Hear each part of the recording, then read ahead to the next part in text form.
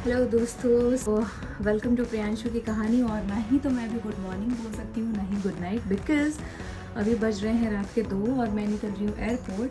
And आज मैं travel कर रही हूँ मुंबई टू दुबई। बट आज का जो डे है वो बहुत स्पेशल है, बिकॉज़ जो मेरी नीतिका दी है वो मुझे छोड़कर दुबई चली गई थी घूमने के लिए। तो हालांकि उन्हें पता तो है कि मैं आ रही हूँ, but it's a kind of surprise. So I am going to meet her to Dubai Mumbai से। और अब मैं अभी निकल रही हूँ, मैं बहुत लेट हो रही हूँ, मेरी 5 बजे की फ़्लाइट है। दोस्तों, हालांकि मैंने उन्हें सरप्राइजेस इससे पहले भी 1-2 बार कहीं और से आके दिया है, बट कंट्री के बाहर जाकर और अपने दोस्त को सरप्राइज देना, Oh my god. यही मज़ा आएगा। मैं बहुत एक्साइटेड हूँ उनका एक्सप्रेशन देखने के लिए, पर जाने तो दो अभी।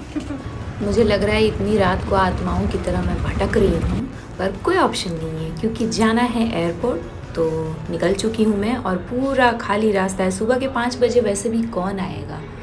तो चलिए, मैं पहुँच गई हूँ एयरपोर्ट और मेरी फ़्लाइट दोस्तों, मेरी एमिरेट्स की फ़्लाइट है। तो यहाँ देखो इतना खाली है, मतलब यहीं से प्रीमियम वाली फीलिंग आने लग जा रही है मुझे। बट मुझे नींद आ रहा है, लेकिन नहीं आ रहा है क्योंकि मैं बहुत एक्साइटेड हूँ। चलो मैं अपना चेक इन कर लेती हूँ, उसके बाद फिर आप लोगों को एमिरेट्स का टूर करवाती हूँ आज मैं। ओके, तो सबसे पहले मैं अपना लगेज ड्रॉप कर देती हूँ। तो मैंने मेरा चेक इन करवा लिया, अभी बस ये लेकर जा रही हूँ। चेक इन के बाद आता है सिक्योरिटी चेक इन। तो यहाँ ऑब्वियसली यस, हम सिक्योरिटी चेक इन करवाएं। फिर मैंने इमिग्रेशन करवाया जिसमें तकरीबन 15-20 मिनट गया। उसके बाद ये ड्यूटी फ्री है, यहाँ तो बहुत महंगी महंगी दारू मिलती है।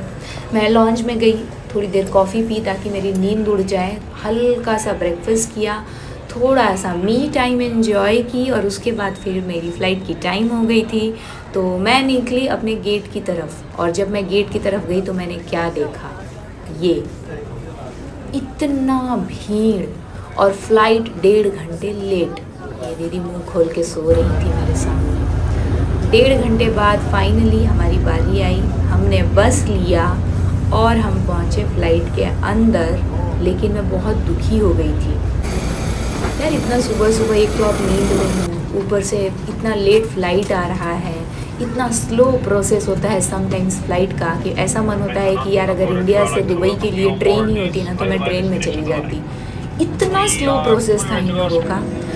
सो मुझे मिडिल सीट मिला था जो कि मुझे बिल्कुल नहीं पसंद है, पर मैं कुछ नहीं कर सकती थी क्योंकि बहुत एंड मोमेंट पर मैंने अपनी फ़्लाइट की बुकिंग की थी।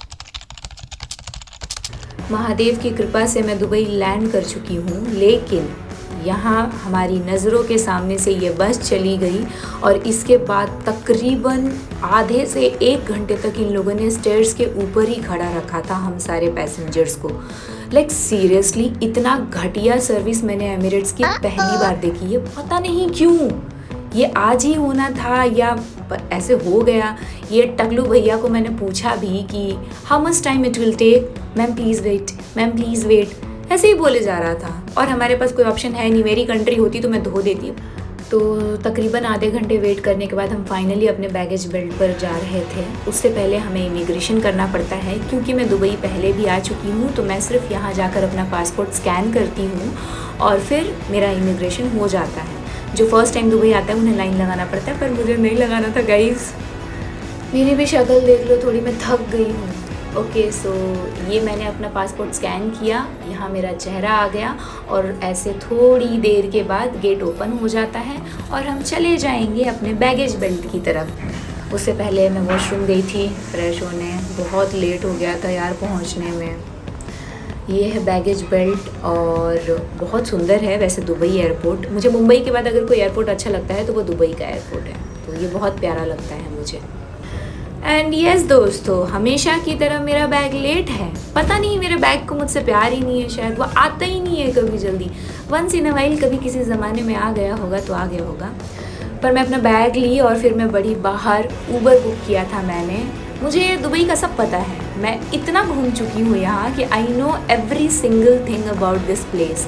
तो मैंने ऊबर बुक किया और मैं जा रही हूँ बाहर अपना ऊबर पिक करने। ये है मेरा उबर और मैं इसी से जाऊंगी। पहले नितिका दी को पिक करूंगी और फिर मैं अपने एयरबीएनबी में जाऊंगी। तो दोस्तों मैं उबर में बैठ तो गई हूँ, लेकिन मैं बहुत नींद में हूँ क्योंकि फ़्लाइट 1.5 घंटे लेट थी और अभी मुझे यहाँ से जाना है। थोड़ा नितिका दी को सरप्राइज़ देना है। देखो मेरे सामने से फ़्लाइट जा रही है और फिर मैं अपने रूम पे। यार दुबई की हवाओं में कुछ बात तो है। वैसे ये ट्रैफिक लगा हुआ है एयरपोर्ट पर कुछ नहीं किया जा सकता। थोड़ा व्यू देखिए, थोड़ा दुबई देखिए, सुंदर जगह है, एंजॉय करते हैं गाइस। यार इतनी शांति, इतना पीसफुल माहौल होता है यहाँ का, मैं क्या बताऊँ। ओके दोस्तों, सो नितिका दी को पिक किया मैंने और फिर मैं भूल गई वीडियो बनाना क्योंकि हम काफ़ी बातें कर रहे थे। मैं उनके 2 दिन की कहानियाँ सुन रही थी। वो बहुत खुश हो गई मुझे देखकर। ऑब्वियसली होंगी यार, अनजान जगह, अनजान कंट्री में कोई अपना मिल जाए तो।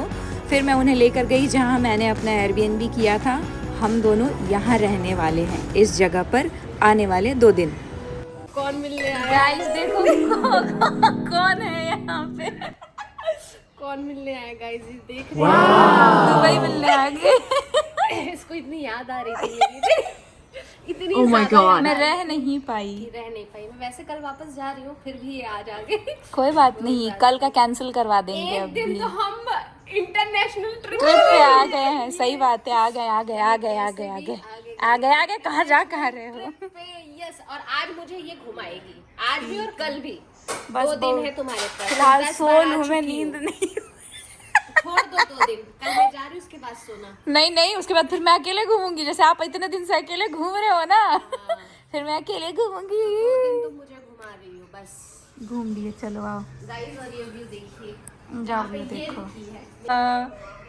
हम यहाँ राजमा चावल बनवाए हैं, इन्होंने बनाया है मेरे लिए। वो अभी बिजी है, फोन में छोड़ जाने दो।